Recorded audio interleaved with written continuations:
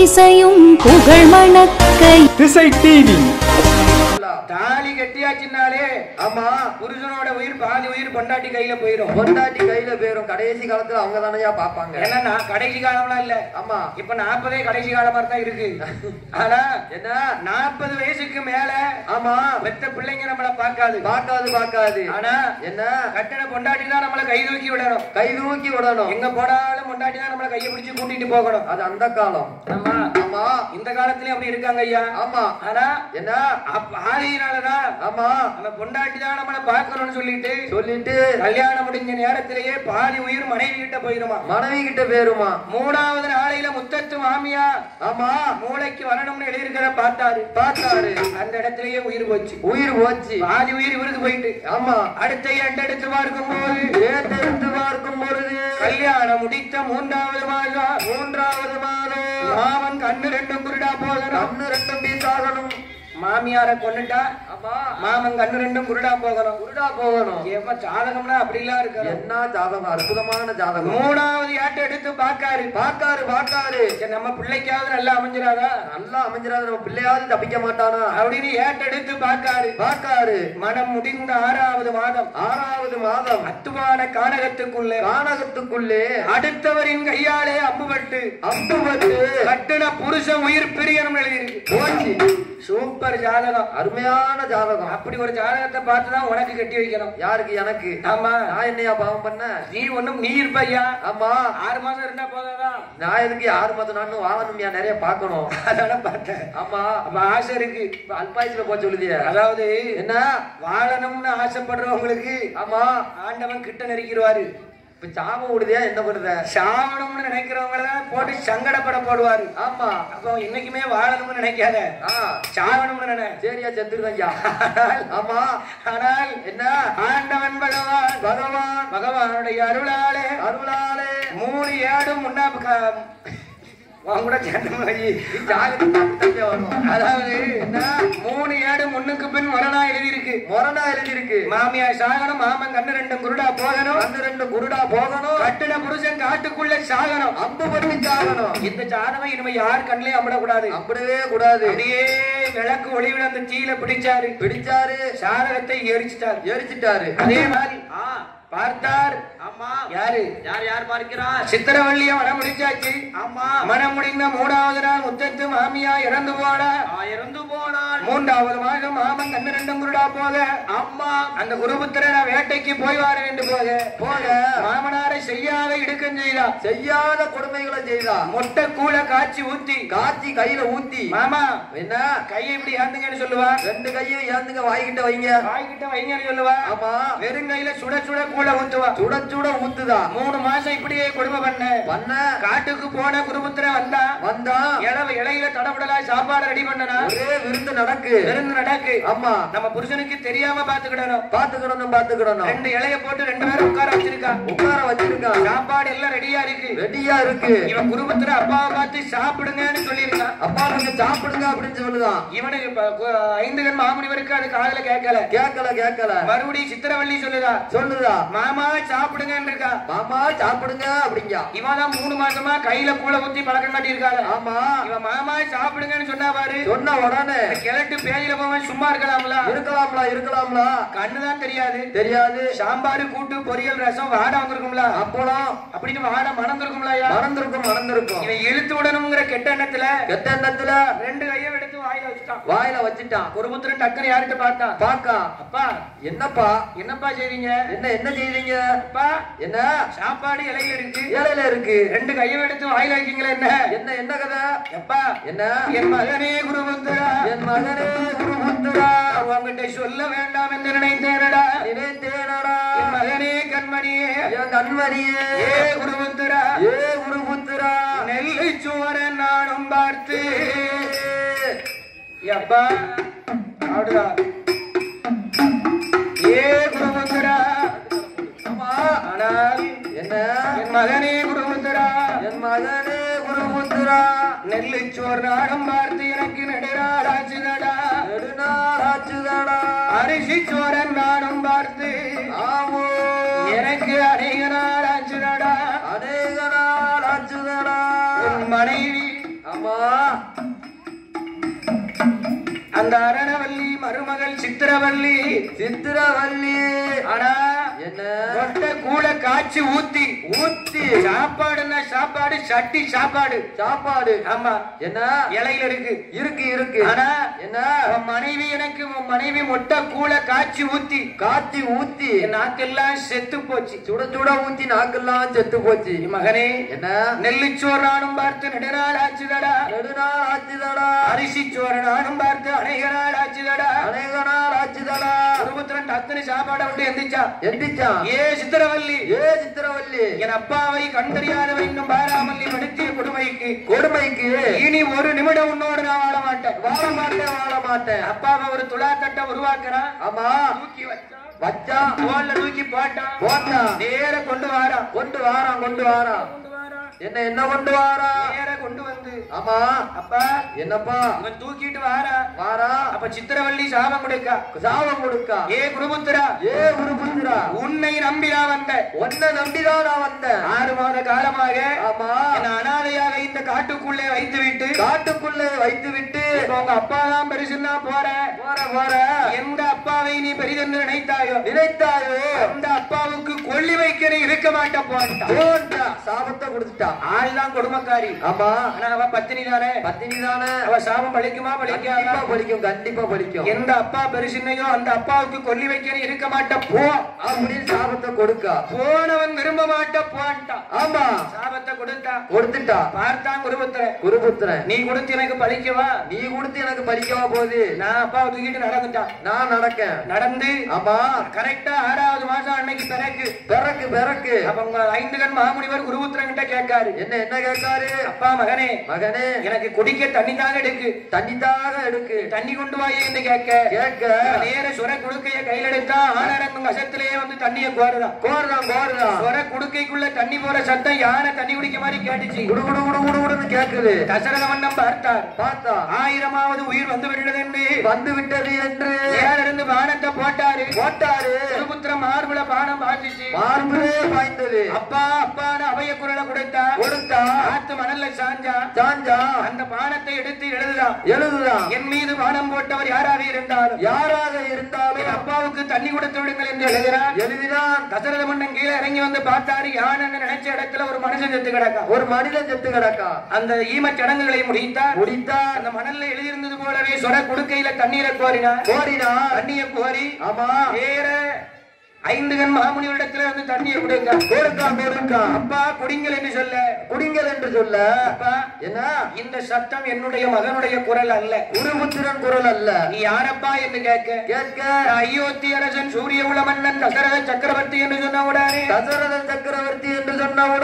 நீ வந்திருக்கியப்பா என் பிள்ளை எங்க நீ எதுக்கு வந்திருக்க ஐயா என்ன 1000 உயிர்களை கொண்டால் அருமை மைந்தர்கள் பிறப்பார்கள் என்று சொன்னார்கள் 1000வது உயிர் யானை என்று நினைத்து உங்கள் மகன் மேல நாம் பானத்தை தவறுதலாக பானத்தை போட்டுவிட்டு உங்களுடைய மகன் மாண்டு விட்டார் ஏ தசரதா என் பிள்ளைய கொண்டுட்டு நீ முன்னாடி வந்து நிக்கியடா எனக்கே தண்ணி குடிக்க வந்திருக்கியடா என் மகனை நீ கொண்டதனால ஆமா எப்படி என்னுடைய மகன் எனக்கு கொல்லி வைக்க உதவாமல் போனாரோ அதே மாதிரி ஆமா நாளைக்கு உனக்கு கொல்லி வைக்க உன் தளப்பிள்ளை உதவ மாட்டான் போட்டார் அப்படின்னு சாபத்தை கொடுத்துட்டாரு அவர் கொடுத்த சாபம் தான் ஆமா தசரதன் சாகும் போது ஆமா எங்கள் ஐயா ஹரி ராமச்சந்திரன் காட்டுக்குள்ள நிப்பாரு வனவாசத்துல நிப்பாரு பரதாழ்வார் தானே எல்லாம் செய்வாரு எல்லாம் அவர் தான் செய்வாரு ஏ தசரதா உனக்கு 4 குழந்தை பிறக்கும் 4 பிள்ளைகளை நல்ல மகன் 2 பேர் வக மாட்டான்ட்டாரு யாரு ராமரும் லட்சுமணரும் காட்டுக்குள்ள இருப்பாங்க பரதனும் சத்ருகனும் தானே இறுதி சடங்கு செய்வாங்க ஆமா தசரதருக்கு ஆமா பார்த்தா தசரத மன்னர் யாருக்கும் தெரியாத நமக்குள்ளே இருக்கட்டும் யார்ட்டையும் சொல்ல வேண்டாம் இவர் இப்படி சாபத்தை கொடுத்தாரு நாக்க பிடுங்கினாரு அந்த இடத்திலே 5 கண் மாமுனிவர் உயிரை விட்டார் உடனே அவருக்கு ஈம சடங்குகளை செய்துவிட்டு அயோத்தி நாட்டிலே வந்து புத்திரகாமிஸ்ரீ யாகத்தை வளர்க்க ஆயாச கிண்ணத்தோடு ஒரு பூதம் பிறந்தது 3 மனைவிகளுக்கும் சரி சமமாக பங்கிட்டு கொடுத்தார் 2வதாக ஒரு உருண்டை எடுத்தான் சுமத்திரையால் கையிலே கொடுத்தார் அந்த அருமை மனைவிமார்கள் 3 பேர்களோ குளிமறந்து ஆகிலையா சூராயி குட்டியால் சூடாகி அதி குட்டியாக வயர்கள் வந்து அழகு சித்திரை மாதம் நவமி என்ற திதியதிலே புனர்பூச நட்சத்திரத்தில் கோசலையால் திருவயத்தில் ஒரு ஆண் பிறக்க கைகேசி திருவயத்தில் ஒரு ஆண் பிறக்க சுமித்திரையால் திருவயத்தில் சிம்ம லக்கணத்திலே இரண்டு குழந்தைகள் பிறக்க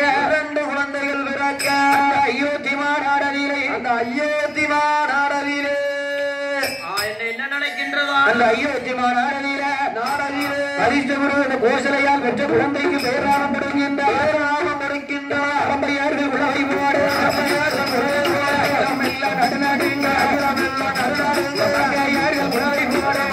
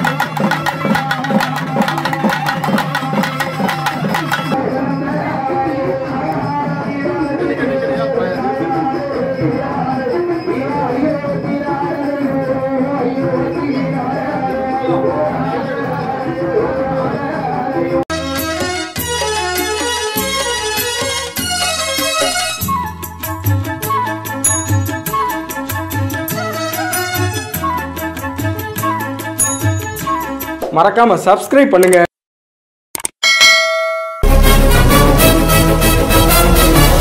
திசை டிவி எட்டட்டும் திசையெட்டும்.